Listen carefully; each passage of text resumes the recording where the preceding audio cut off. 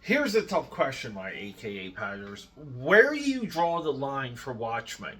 Like, where? How does it? When you drop that hatchet?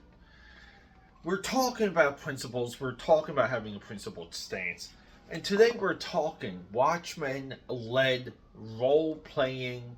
I never did role playing, but I love the figures. This is this is from way back. These are old. I want to showcase them to you.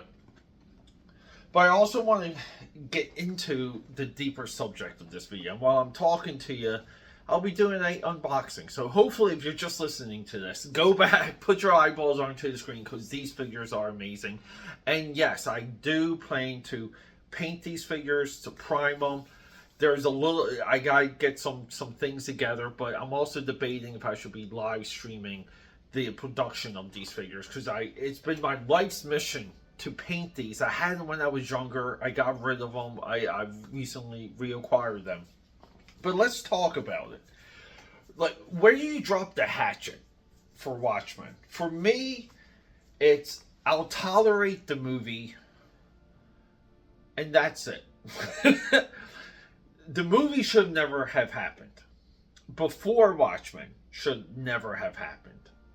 Anyone touching the Watchmen, other than Alan Moore and Dave Gibbons, should never have happened. This doesn't. My position for this has nothing to do with revering the Watchmen work as a sacred cow, even though it is that. This has everything to do with the original agreement Alan Moore had with DC Comics. Now, I'm just going to paraphrase the argument here. Alan Moore produces this work. At the time, he's friendly with DC. They're doing amazing things together. He's writing Vigilante.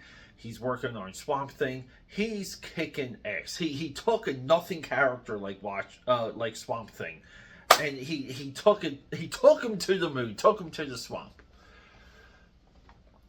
So their relationship is tight. Watchmen builds a little bit of this momentum, a little bit of this theme, a little bit of this curiosity, just with the rollout because people know what Alan Moore can do. I'm not saying that the artwork caught fire. I don't think it did. I don't think the artwork caught fire till well after the book was published. Dave Gibbons being on Watchmen was not a magnifying piece of that, and and a little bit of that is my perspective. Yours can vary. So the whole idea was like, hey, I'm going to produce this work for you, and we're going to share on the profits and the royalties. But when you're done publishing it, like when we're done with it, it's going to revert back to me. It's going to get back to this guy, and that doesn't happen. DC Comics, through their, corporateness, through them being a corporate entity, for them needing evergreen selling, you need evergreen sellers, right?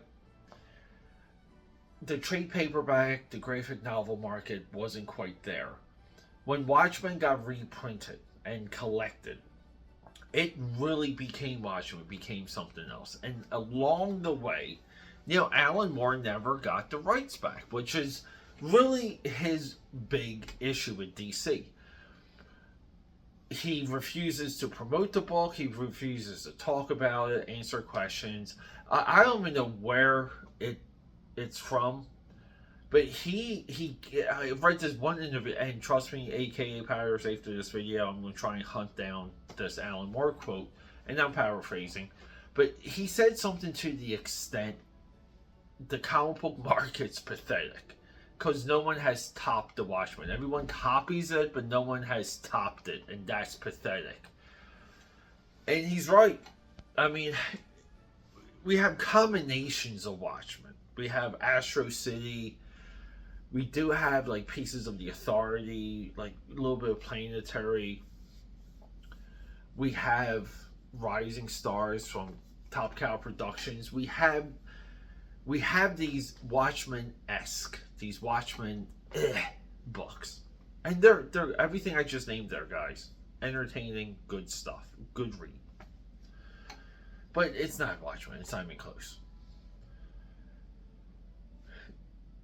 So the Watchmen movie comes out, and it literally blows me away. It just blows me away at the time, because it was like the beginning of all of these things you thought you would never see on screen happening. It was really like Aliens vs. Predator happening on the big screen, mind-blowing. Watchmen happening on the big screen, mind-blowing. The first Avengers movie happening on the big screen, mind-blowing.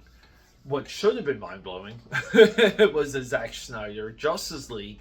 If Zack Snyder's original version of Justice League happened, again, mind-blowing. Because these are all things you never thought were possible, that through the life in pop culture, the life of like reading magazines, reading these articles, and just studying the material for so long. And for me, it's always been as a hobby. If you guys follow me on this channel, you know, I'm just a guy with a camera. That's it. If the Watchmen movie didn't really swing for the fences, in my view, absolutely true to the source material, I would ignore it. Like, I would just pretend it never happened.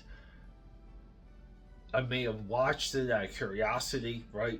When I went to the theater for it, it was really absolute curiosity, but there was also a level of excitement because the trailers and the posters and all of these things look like there. They just look there. I even loved the take on Ozymandias. A lot of people made comments about his suit at the time, but I got what they were going for with that.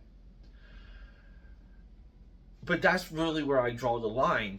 And then further learning that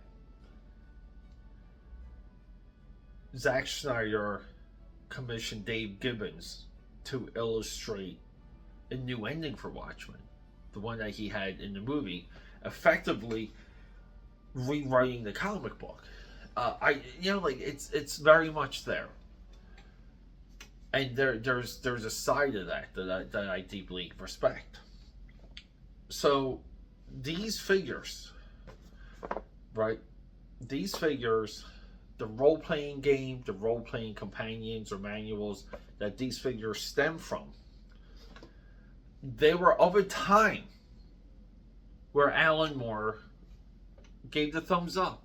We were okay with Watchmen merchandise at this time because DC had yet to screw him over.